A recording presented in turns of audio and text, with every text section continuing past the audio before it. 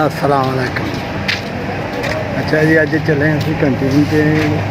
एक पिछे मौलवी आउंदे आ,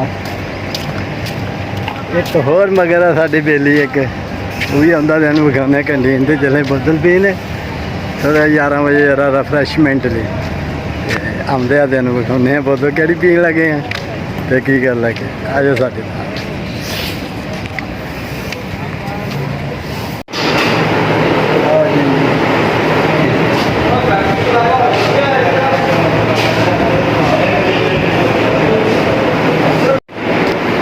ठंडिया ठंडिया ने बोतल, ये सारी पैसे मैंने लगता ठेका मार लिया इन्होंने।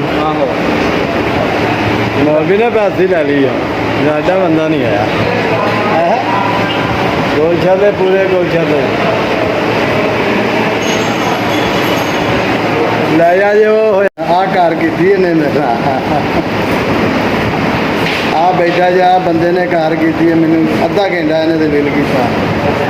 क्या हुण वेख लो की लैके आ गया, खूहे वाली बोतल स्टिंग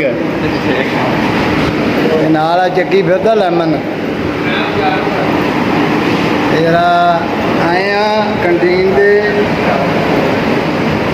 तेरा इंजॉय करना रिफ्रैशमेंट।